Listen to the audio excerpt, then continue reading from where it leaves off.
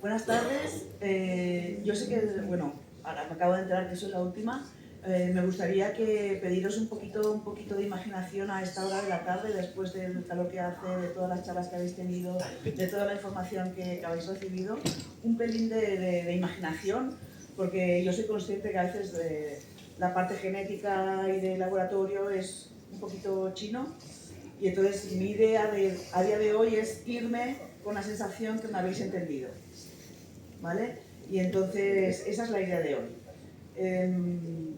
Y he venido a explicar una historia, porque me gustaría poder poner contexto a lo que quiero finalmente hacer, o queremos finalmente, no hago nada sola, queremos finalmente hacer, ¿vale? Esto es un título así un poco pomposo de identificación de biomarcadores y dianas terapéuticas mediante el análisis multiómica de la huella molecular del síndrome de Rett y otros trastornos del neurodesarrollo, ¿vale? Esto no aparece de un día para el otro, sino que viene de una evolución de la parte diagnóstica. Yo trabajo como PACI en diagnóstico genético y en mis horas libres hago investigación.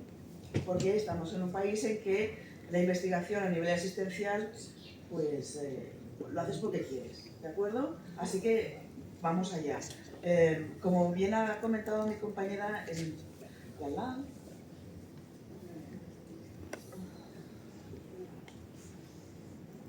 ¿se notan las canas ya o qué?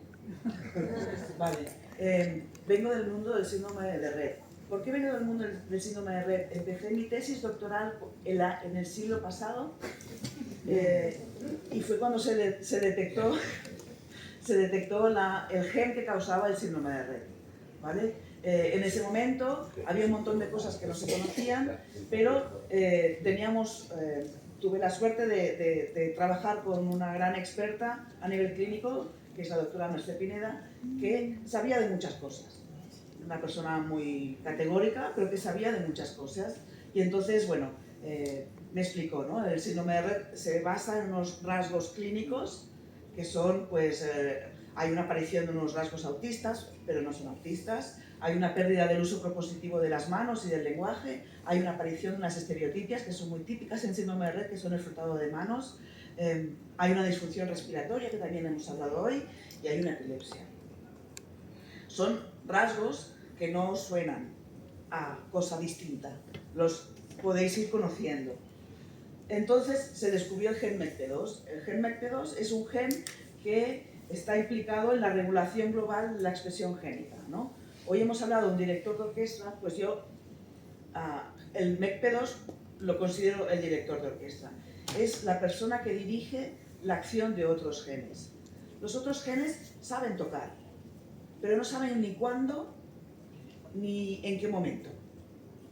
Entonces, por más que ellos sepan tocar, los instrumentos de flauta o de viento saben tocar, percusión sabe tocar, cuerda sabe tocar, pero si no hay un director que los armonice todos, se descompensan, ¿vale? Y quedaros con esta idea. En síndrome de Rett hay unas mutaciones que son frecuentes, ¿vale? Son puntos en que siempre hay varias pacientes con mutaciones en estos puntos y hay otros genes que también estaban mutados en pacientes que hasta ese momento decíamos que eran síndrome de Rett.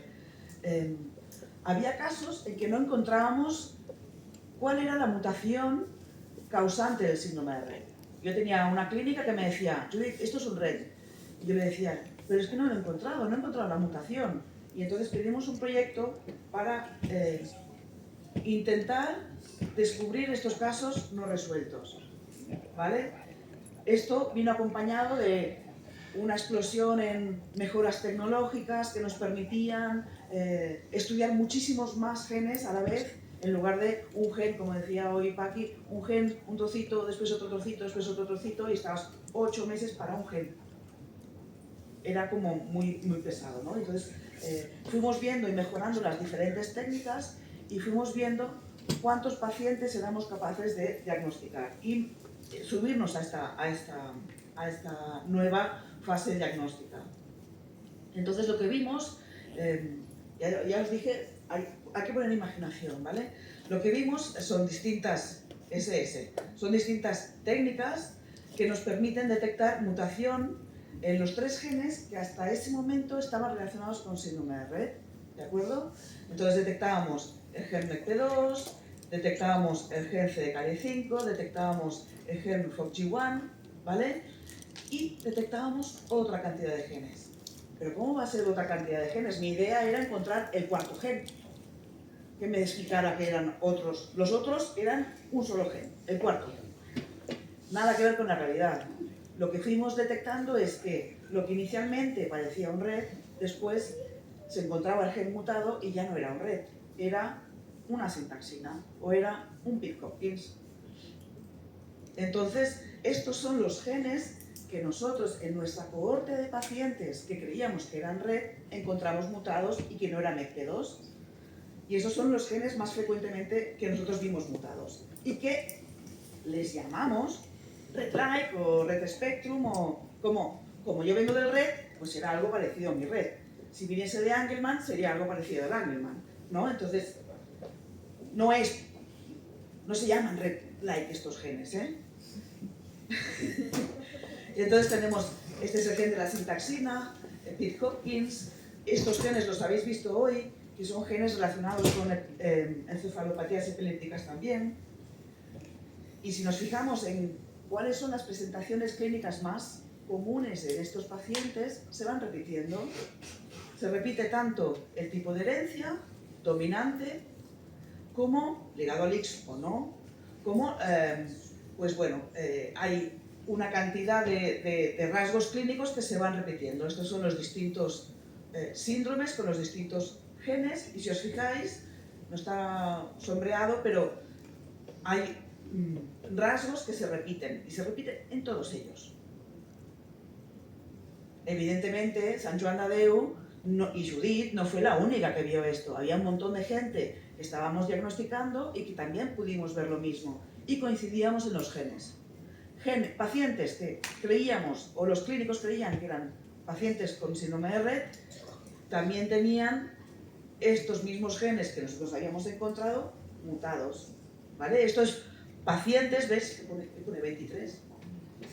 Sí. ¿Sí? Ah, sí, perdón. 23, eran 23 pacientes que creíamos que eran Rett, que encontramos mutación en este gen, ¿de acuerdo? Y bueno, se publicaron varias series más, y lo que vimos es que seguramente estos genes están relacionados entre sí.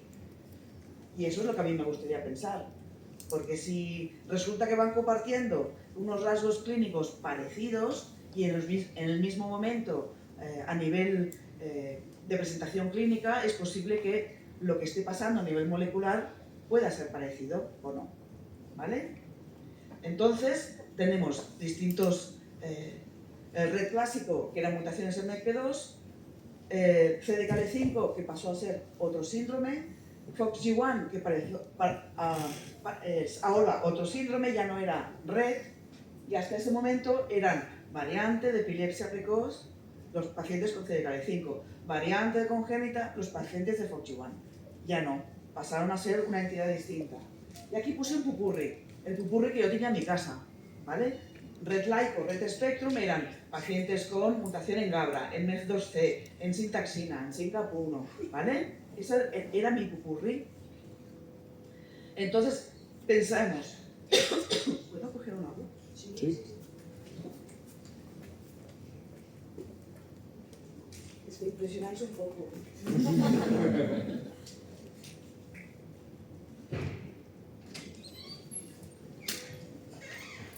Sigo. Si mutaciones en distintos genes causan una clínica similar, y entendamos por similar lo que os acabo de explicar, quizás podemos detectar una vía funcional común, ¿vale? Que a nivel de célula estos genes estén implicados de alguna manera. Este no funciona bien, entonces quiere decir que aquel tampoco va a funcionar bien. Aquel que no funciona bien porque ese no está bien, no funciona bien porque aquel otro tampoco está bien. Miremoslo, ¿vale? Y esto es lo que yo le he llamado, así, por la cara, huella molecular común, ¿vale? Hay que pedir un proyecto de investigación y hay que ponerle mucha imaginación, si no, no te lo financian. Pero me lo financiaron, ¿vale? Y entonces lo que quisimos es utilizar distintas ómicas, genómica, estudiar el ADN, transcriptómica, estudiar el ARN, y proteómica, estudiar las proteínas, para ver y estudiar esas vías funcionales, ¿de acuerdo? Muy bien. ¿Cómo lo hicimos?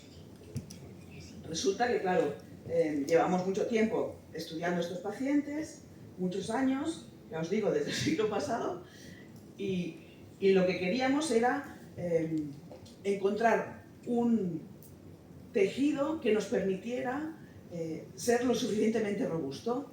¿Robusto en qué sentido? En sangre podemos estudiar la transcriptómica y la proteómica, pero fluctúa mucho. Fluctúa el tipo de medicamento, cómo está el paciente en ese momento, si está resfriado o no está resfriado. Fluctúan incluso los controles, que somos nosotros. Y entonces, si no puedes hacer grupos normales, ¿cómo los vas a comparar con los grupos que no sabes qué les está pasando? Y entonces se nos ocurrió utilizar las muestras de fibroblastos. ¿Qué son las muestras de fibroblastos? Es una biopsia de piel en el antebrazo, que es como un pellizco. Y antes de pedirlo a los pacientes, yo me lo hice hacer. A ver, vamos a dermatología, que me haga una biopsia de piel, a ver qué es lo que estoy pidiendo. Yo soy mamá, tengo 2 hijos, a ver qué me está pidiendo el médico este del sabidillo, hazle una biopsia de piel a tu hijo. Bueno, pues me la hice y a mi sorpresa dolió más de lo que yo me esperaba, pero es un pellizco. Es un pellizco y lo recuerdo como los pellizcos que yo me daba con mi hermana. ¡Ñaca! Que te he dicho que no.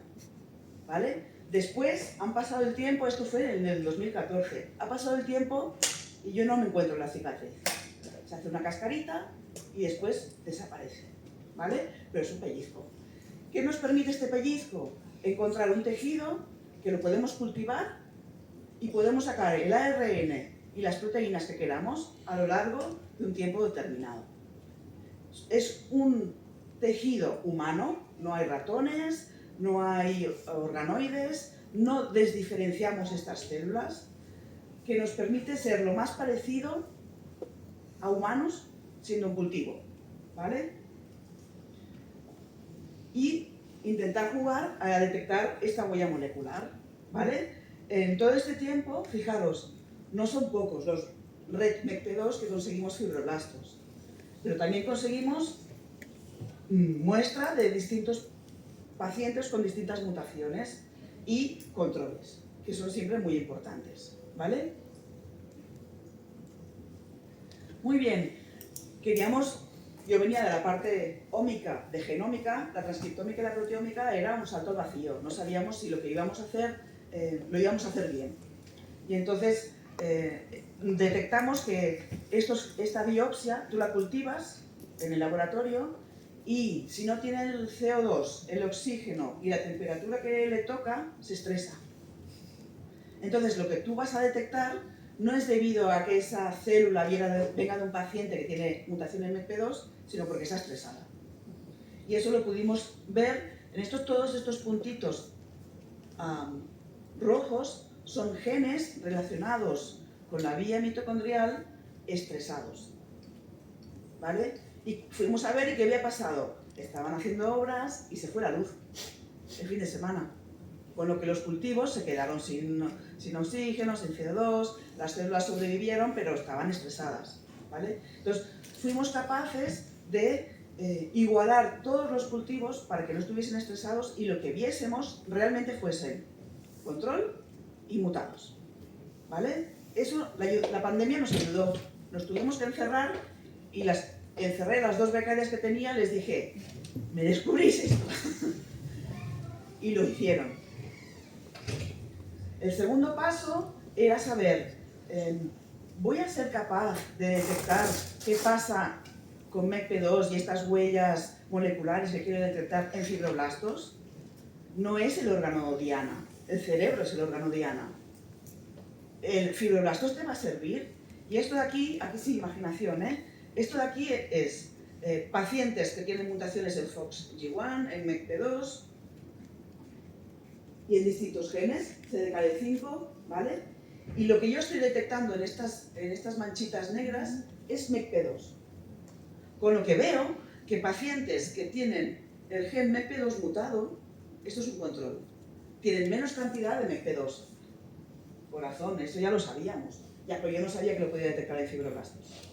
Pero no solo eso, sino que vimos que pacientes que tenían mutación en FOXP1 y en CDKL5 también tienen menos cantidad de MECP2. Y eso no lo sabíamos. ¿Vale? Vamos a estudiar, es decir, sé que mis células no están estresadas, puedo detectar lo que yo ya creía que iba a poder detectar. Vamos un paso más. Hicimos la transcriptómica y hicimos la proteómica, la sabemos analizar y lo que vimos es que pacientes con mutaciones en red, en MECP2, tenían una cantidad de transcriptómica muy parecida al control. Pero cuando ya te ibas a proteómica, ya veías que bajaba, ¿vale? ¿Qué pasó también? Pacientes que tenían una gravedad clínica más importante tenían menos cantidad de MECP2, que era algo que también suponíamos. Muy bien, es mi tercer paso para creerme lo que yo estoy viendo y que ya teóricamente sé. Ahora voy a estudiar lo que no sé, qué está pasando. Y hicimos poco. Entonces contactamos con un grupo de Múnich, que son expertos en enfermedades mitocondriales y en estudios de proteómica, y les mandamos nuestras células. ¿Que vaya bien? Les mandamos nuestras células y lo que quisimos es caracterizar el grupo que ya sabemos qué mutación tienen y qué es lo que más o menos puede estar pasando. Y después caracterizar otros grupos. Cada uno de estos puntitos, el puntito azul, es un gen que a nivel de RNA se comporta distinto al control. ¿Vale? El puntito amarillo es una proteína que se comporta distinto al control. Y el puntito rojo es la proteína y la transcriptómica se comportan distintas a la que debería ser. ¿Vale? Con lo que hemos estudiado esta parte de aquí y hemos visto, muy bien, dime esos genes que ya estamos viendo que están diferenciados distintos entre control y MECP2, ¿en qué están participando? ¿Vale? Y están participando en procesos de citoesqueleto, que ya hemos hablado esta mañana también, están participando en procesamiento de RNA, que también hemos hablado esta mañana, estamos hablando de actividad vesicular, que esta mañana también lo hemos comentado, y de metabolismo. ¿Vale? Me sirve, lo puede llegar a entender. No solo eso, creemos que con estos genes hemos caracterizado los pacientes con mutación en MECP2. ¿Vale? Aceptamos, lo hemos publicado, súper contentos, bla, bla, bla. ¿Qué pasa con los pacientes CDKL5 y FOXP1? Si hacemos la comparativa de CDKL5 y MECP2, vemos una nube de puntos que tiene una forma X, ¿vale? Muy parecida a la nube que tiene FOXP1.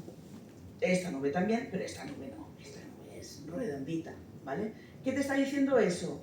Que correlacionan los genes que están alterados con MECP2 con los que están alterados con CDKL5, ¿vale? Y lo que vimos es que había 5 genes, estos 5 genes estaban alterados de la misma manera, proteína y RNA, en los red light que estudiamos, de la misma manera. ¿Vale? Y nos preguntamos si no estaríamos delante de esta huella molecular común que yo estoy intentando encontrar. Hay 5 genes que están siempre diferencialmente expresados de la misma manera en pacientes que tienen una clínica parecida y mutaciones en genes distintos. Lo que queremos ver ahora es si estos 5 genes los podemos considerar biomarcadores. ¿Vale? Biomarcadores. ¿Qué es un biomarcador? Tengo diabetes y la insulina es lo que me está permitiendo saber cómo van mis niveles de glicemia, bla, bla, bla, bla. ¿Vale? Esto no existe en los trastornos del neurodesarrollo. Puedes tener pues, un patrón de encefalograma más o menos característico o puedes tener una mutación en un gen, pero eso no es un biomarcador. ¿Vale? Un biomarcador ha de ser lo suficientemente constante para que sean para esa patología en concreto y que pueda variar si esa patología se normaliza. ¿Vale? Estamos delante de un biomarcador para MECP2. lo que hemos encontrado en fibroblastos lo podemos detectar en cerebro. Si se confirma lo que hemos detectado en fibroblastos y en cerebro, ¿sería la sangre el tejido para poderlo identificar de manera más accesible? Vale. Lo que he encontrado en MECP2 lo puedo detectar también en los otros Red Spectrum que he detectado. Y este es el proyecto que estamos actualmente. ¿Vale?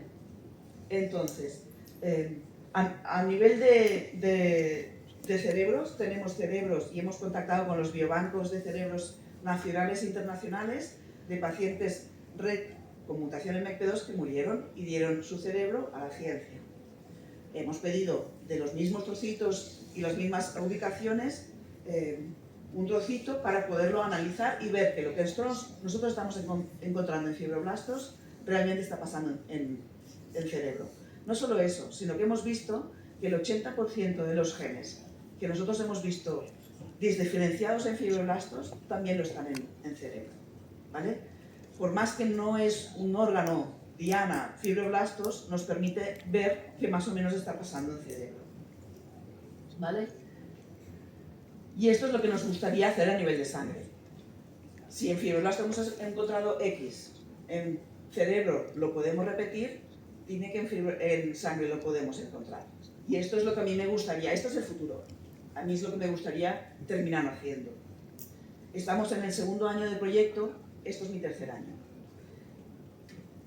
Y entonces lo que hemos hecho además ha sido pedir a las asociaciones de pacientes, me imagino que se habrán puesto en contacto también con vosotras, pacientes con mutaciones en CDKL5, FOXG1, STXBP1 y TCF4 para poderlos estudiar y ver cuán parecidos son. No solo cuán parecidos son MECP2 y cada uno de ellos, sino si cada uno de estos grupos tiene una identidad propia distinta a los demás grupos. ¿Vale? Entonces, lo que os decía antes, con un trocito de piel lo cultivamos, esto es lo que son los fibroblastos, y obtenemos RNA proteína, lo criopreservamos y se mantiene en el biobanco de Sant Joan de Déu. El biobanco de Sant Joan de Déu está dentro de la Red Nacional de Biobancos. Cualquier investigador que esté interesado en este tipo de muestras no os tiene que volver a pedir muestra. Pide vía las vías que toque, tengo un proyecto, voy a hacer esto, necesito esto, y saber si tú tienes de esta cantidad de muestras, se pide. Con lo que no son mías estas muestras, están dentro del biobanco, ¿vale? Las he pedido yo, las he usado y están dentro del biobanco. Y a día de hoy hemos recopilado, recolectado 10 muestras más de MECP2, 8 de CDKL5, 10 de FOXG1, 7 de STXBP1 y 6 de TCF4. Con este número de muestras vamos a hacer el segundo paso. Hemos estado 1 año y medio intentando recolectar todas estas muestras. Y este es el becario que está haciendo ahora el trabajo. Estas son las muestras en estos medios de cultivo y así se ven en el microscopio. Y este Roger, que empezó con nosotros haciendo un trabajo de máster que nada tenía que ver con red, y cuando le propuse hacer un doctorado, me dijo que tiene una hermana con una mutación en STXBP1, que es su hermana mayor y que tiene 24 años. Así que las casualidades de la vida lo puso él haciendo un proyecto que está estudiando su hermana. Con lo que está motivado, no. Lo siguiente. Entonces, hay una parte de todo el experimento que lo hacemos en Sant Joan de Déu, porque tenemos los aparatos, la expertise, todo. Y hay una parte, el análisis bioinformático también lo hacemos, que esto es complicado. Y hay una parte que lo hacemos en Múnich, en el grupo ese del grupo azul, que van todos vestidos de azul, que son los alemanes que nos ayudan a hacer la parte de proteómica. Esto es lo que yo quiero ver, ¿vale? Esto es ficticio. Pero yo lo que quiero ver es cómo está todo relacionado, y dentro de cómo está todo relacionado, ¿comparten estos pacientes una marca distinta? ¿Estos puntos son iguales distintos en todos estos pacientes, pero iguales entre ellos. Eso es lo que yo estoy detectando y es lo que me gustaría detectar. ¿Vale? Hará cosa de un mes recibimos una llamada del investigador de Estados Unidos, del laboratorio de Founded, que nos dijo que había leído nuestro artículo, que necesitaba muestras para comprobar lo que nosotros queríamos hacer en nuestro tercer año, comprobar él en su laboratorio con una súper nueva tecnología que no había pensado jamás que pudiese llegar a utilizar y que me pedía muestras de pacientes. Con lo que yo quería hacer dentro de 1 año y medio, pues lo voy a hacer dentro de 2 meses, que es ideal. La idea la teníamos, que son más rápidos y tienen más dinero, eso no lo niega nadie. Y vamos a colaborar, ¿vale? Con lo que aquello que era un sueño de Judith, fibroblastos, cuántos haters tienes, bla, bla, bla, bla, pues seguimos jugando. Y comentaros que todo este trabajo que os he ido enseñando, han salido 3 tesis, 1, 2 y 3. Y la 4ª está en camino, ¿no? El Roger es calienta que sales, calienta que sales. Este es el equipo de investigación con estudiantes de TFMs y de doctorado. Este es el equipo de asistencia con técnicos de laboratorio y compañeras analistas. El bioinformático, que se está quedando sin pelo. El equipo clínico, ¿no? El Maro Callaghan, sí, es que es así. Ángel García Cazorla y Alfonso. Y el equipo azul, ¿veis que van todos de azul? Que bueno, es algo que lleva mucho tiempo, que llevamos mucho atrás de todo esto y que no viene de la noche a la mañana, pero es remar todos hacia el mismo lado. Y por eso os quería enseñar por qué quieres ese trocito de piel del brazo de mi hija para esto, ¿vale? Me gustaría, pues yo qué sé, el año que viene o dentro de 2, que imitéis a Roger, que ya le tocará venir a él, y que pueda explicar todo lo que ha encontrado, ¿vale?